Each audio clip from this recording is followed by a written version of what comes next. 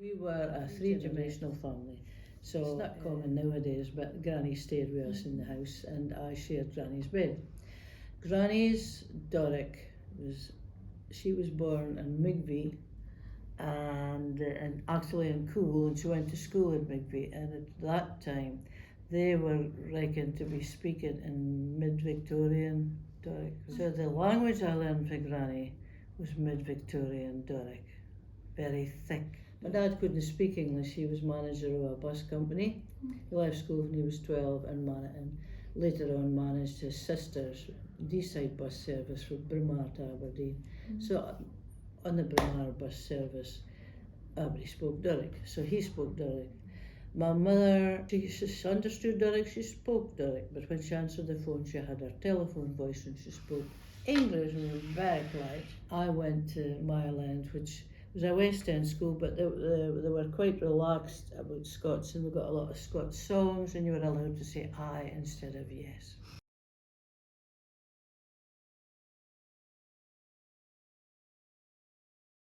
Late Cuthbert Graham called the North East the singing land. So there was a lot of music in the house. My dad would sing hundreds of the Robert Burns ballads. He was a Scots soprano. He loved singing. He was singing at the time. Granny would sing some very bawdy songs, which she'd heard growing up in her father's parks in the country. Very bawdy indeed. I didn't know what I was singing until much older. I didn't know why folk were laughing. The old wife sat by the fire, naebody nigh for to spire, naebody nigh but an old tomcat. So she lifted her petticoats higher. The tomcat saw something knacket, for a moose or a rat he did tak it, and he took a spring at the old wife's thing, and fearful he did shack it. Well, she taught me that when I was 5. I mean, I got rhymes for her and all sorts of. Certainly growing up, it was mostly music I was hearing. Although my dad would recite the Puddock and he cut a sappy sucker by Charles Mann.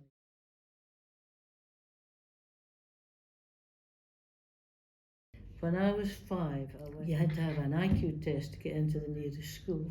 The trouble was we only spoke Doric in our house. Occasionally the wireless would come out with something in English. So I didn't understand a word of the IQ test. She took out a farmyard and picked up animals and asked me what they were. And she said, "Show me a horse." I hadn't a clue. I think I picked up a sheep, because a horse to us was a cuddy or a shepherd. She went outside and said to another of the ladies, "Not the sort we want here at all, the child's a moron." So I went to my mother and said, "What's a moron?" She was very offended. Very offended. I went to grade school art. But I failed at the end of the first year. However, during the 3 years we had a poet taught us English, McCorkerdale, and he made us by modern Scots poetry, which I'd never come across before, and was amazed to see it all written down. And then I got a poem in the Press and Journal, the North East News, and it was in English. But my second cousin, he wrote and said, "This is all very fine, but why aren't you writing in Scots?" And I thought, I could do that. So I wrote in Scots, and of course the poem went straight in. Later, Cuthbert Graham said to me, "Right, we've been discussing you," and he said, "Somebody just said to tell you, you can be a big fish in a little pond and write in Scots, or you can be a little fish and write in English, and a great big pool. So it's up to you." I thought, all right, I'll be a big fish. Not everybody's got the full quirk of the language. I mean, I grew up with it, so I didn't have to learn it. They spent 20 years building up this huge go-to resource where you could access stories in Scots, poems in Scots, all about the language, the history of Scotland, everything was there. Head teachers knew where to go. Education Scotland for about 8 years ago, I opened up Wikipedia and looking up Education Scotland. Lo and behold, everything had gone. There was nothing there but a nice photograph of the Education Scotland team all smiling. And I said to them, "What's happened to the..." "Oh, well, everything's being rejigged." In other words, it was ditched.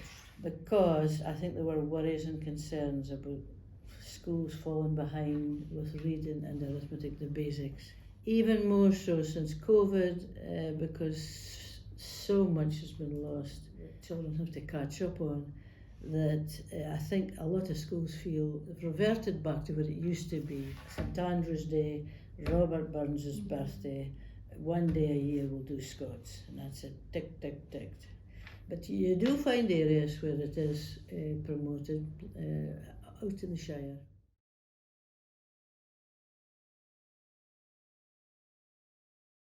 Another thing Cuthbert said to me years ago, to any writer, he says, there's no such thing as bad writing.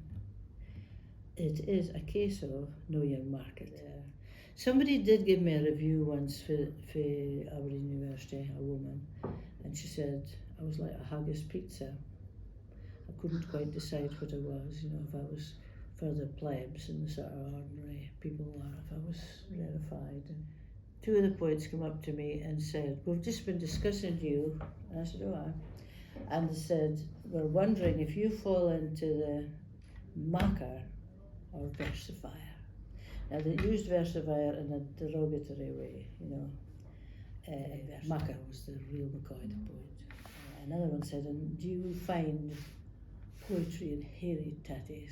And I thought, well, Robert Burns found poetry in haggis. So if a Peterhead man chooses to write about hairy tatties, who are to, you know, decry? His poetry is as good as everybody else's. It's ode to, it was a Celtic curse, ode to an unkind reviewer.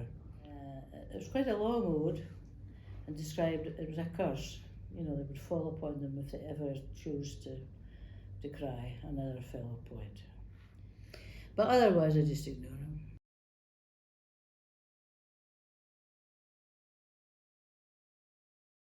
I just write a poem and that's it. I'll maybe tweak it a bit, but somebody once said to me, imagine not being able to remember your own poems. I thought, Christ, I've written about 3,000, please. Once they're out, they're out.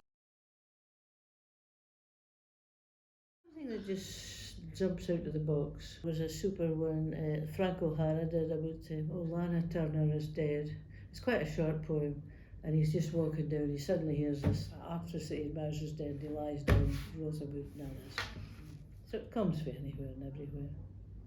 So, I mean, occasionally you'll hear someone in the bus, and I've seen me go around 3 bus stops just to hear the end of the story behind somebody and thinking, oh, aye. And that's interesting as well, because you hear a lot of Scots spoken in buses. Having said that, when you get in a bus now in Aberdeen, it's very multicultural.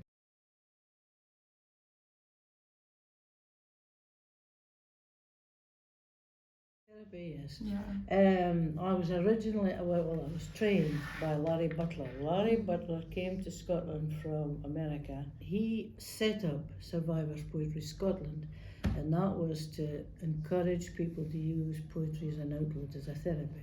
I went down to Glasgow and Larry did his training. There was quite a small group, and then I got about 5 minutes in and he said, just stop. And I said, what's wrong? And he said, how many people are in the room, Sheena? And I said, I don't know, 6. Do you know, have you asked anybody their names? I said, no. Well, he says, it's nice to start with that. And also he said, have you asked any of them what they're expecting to get out of this? And I said, no.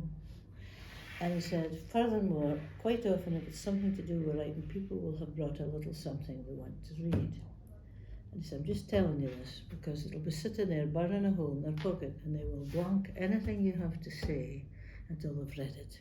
So, who are you? What do you expect to get from this? Have you brought anything you'd like to share?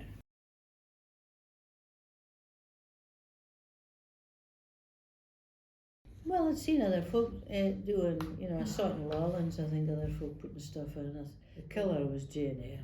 It was 39 chapters, and I thought, oh my God. It was all right to start with, and I thought, no. So I asked Sheila Templeton if she would want to co-write it. She said she'd give it a try. She did 4 chapters, and then she said, I'm sorry, that's it. But she did write a poem saying how much she hated it, doing it, and how by the time it came to read it, I married him, she was past caring. It was hard to write, and it took a long time to sort of done through it. Steinbeck just was a gift because it fell into Scots so easily. Because that's where the language is simpler. You know, you just have to grit your teeth and think, Oh my God, it was. I also got, when I was working at uni, I had to share the office for 5 years, with a storyteller called Stanley Robertson. From the time he set in foot over the door to the time he left his store, that was our stories, morning to night. And I was there to do Scots poetry. So I said to the director, I can't get any poetry done, Stanley stopped telling stories. He said, do you know how lucky you are? People would kill to have that experience. He says, you can do your poems at night or on the bus or weekends. That's, well, fair enough. And Stanley gave me a new career. In the early days, I would look at my best poems, polish them off, and come into a room ready to read them, and you would just take one look at the audience and you think, no. But if you go in with a story, if you find out that they're fluent in Scots, you can speak in Scots and tell the story in Scots. If they're getting a bit tired, you can just turn the story and condense it and just bring it to an end. And I find that most of the things I'm invited to do are related to storytelling. Well, most of the storytellers in the Northeast were all trained by Stanley. If you turn up at an event and you see one of the ones, because we all know each other, you say, which ones are you telling? Oh, well, I won't tell that one then. Jackie Ross is super at storytelling. I try and bring out a little poetry pamphlet like this maybe once a month. So I'm up at about 185 now. If you like knitting, then you would just knit all the time. And if you're a joiner, you would be turning out tables and chairs, so it's the same thing with poetry. No, it was Robert Bly that said that. I write poems every day. Sometimes I lower my standards.